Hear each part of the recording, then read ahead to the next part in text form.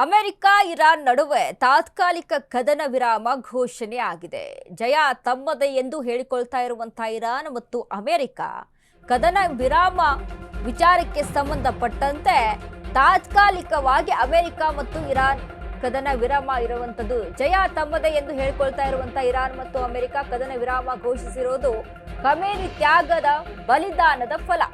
Iran ದೇಶದ ಅಧ್ಯಕ್ಷ Masood Pezeshkian ಸ್ಫೋಟಕ ಹೇಳಿಕೆಯನ್ನ ಕೊಟ್ಟಿದ್ದಾರೆ. ನಾವೇನು ಅಮೆರಿಕ ಬಳಿ ಕದನ ವಿರಾಮಕ್ಕೆ ಮನವಿ ಮಾಡಲಿಲ್ಲ, ಅಮೆರಿಕವೇ ಮಧ್ಯವರ್ತಿಗಳನ್ನ ನಮ್ಮ ಬಳಿಗೆ ಕಳಿಸಿತ್ತು. ಟ್ರಂಪ್ ಹೇಳಿಕೆಯನ್ನ ತಳ್ಳಿ ಹಾಕಿದ ಇರಾನ್ ಅಧ್ಯಕ್ಷ. ಅಮೆರಿಕ ಇರಾನ್ ನಡುವೆ ತಾತ್ಕಾಲಿಕ ಕದನ ವಿರಾಮ ಘೋಷಣೆ ಆಗಿದೆ. ನಮ್ಮಿಂದ ಕದನ ವಿರಾಮ ಆಯಿತು ಅನ್ನುವಂತ ವಿಚಾರಕ್ಕೆ ಸಂಬಂಧಪಟ್ಟಂತೆ ಎರಡೂ ದೇಶಗಳು ಸಹಿತ ತಮ್ಮ ತಮ್ಮ ಪತಾಕೆಯನ್ನ ಹಾರಿಸ್ತಾ ಇದೆ. ಯಾರು ಸಹಿತ ಒಪ್ಕೊಳ್ತಾ ಇಲ್ಲ, ನಮ್ಮಿಂದ ಆಗಿಲ್ಲ. ಅಮೆರಿಕ ಸಂಧಾನಕ್ಕೆ ಮುಂದಾಯ್ತು, ಕದನ ವಿರಾಮಕ್ಕೆ ಮುಂದಾಯ್ತು, ಅದಕ್ಕೆ ಒಪ್ಕೊಂಡ್ವಿ ಅಂತ ಒಂದ್ ಕಡೆ ಇರಾನ್ ಹೇಳುತ್ತೆ, ಇನ್ನೊಂದ್ ಕಡೆ ಟ್ರಂಪ್ ಹೇಳ್ತಾರೆ ಕದನ ವಿರಾಮಕ್ಕೆ ಇರಾನ್ ಸಹಿಯನ್ನ ಆಯ್ತು, ಕದನ ವಿರಾಮ ಒಪ್ಪಂದಕ್ಕೆ ತಾತ್ಕಾಲಿಕವಾಗಿ ಇರಾನ್ ಒಪ್ಕೊಂಡಿದೆ ಅನ್ನುವಂಥದ್ದನ್ನ ಟ್ರಂಪ್ ಹೇಳ್ತಾರೆ.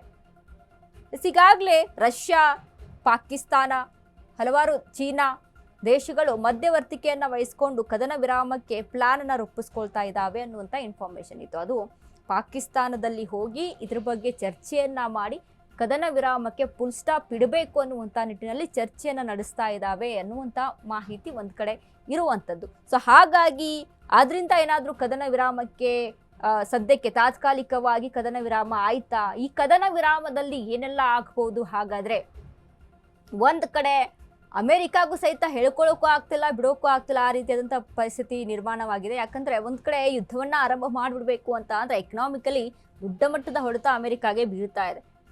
ಅವರ ಯುದ್ಧ ವಿಮಾನಗಳು, ಶಸ್ತ್ರಾಸ್ತ್ರಗಳು, ಅಣ್ವಸ್ತ್ರಗಳು ಎಷ್ಟು ಮಟ್ಟಿಗೆ ಅಲ್ಲಿ ಹಾನಿ ಆಗ್ತಾ ಇದೆ ಅನ್ನೋದರ ವಿಚಾರಕ್ಕೆ ಸಂಬಂಧಪಟ್ಟಂತೆ ಸಾಕಷ್ಟು ಮಟ್ಟದ ಹಾನಿ ಆಗ್ತಾ ಇರೋದು ಒಂದು ಕಡೆ ಅಮೆರಿಕಾಗೆ, ಮತ್ತೊಂದು ಕಡೆ ಇರಾನ್ ಪರಿಸ್ಥಿತಿನೂ ಸಹಿತ ಅದೇ ರೀತಿಯಾಗಿರುವಂಥದ್ದು.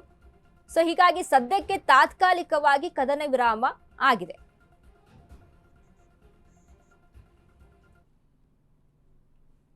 ಇಷ್ಟೊತ್ತು ಸುದ್ದಿ ಕೊಟ್ಟಿದ್ದು ನಾನು ವನಿತಾ. ನೋಡ್ತಾ ಇರಿ ಅಶ್ವವೇಗ ನ್ಯೂಸ್, ಇದು ಸತ್ಯಾನ್ವೇಷಣೆಯ ಓಟದಲ್ಲಿ.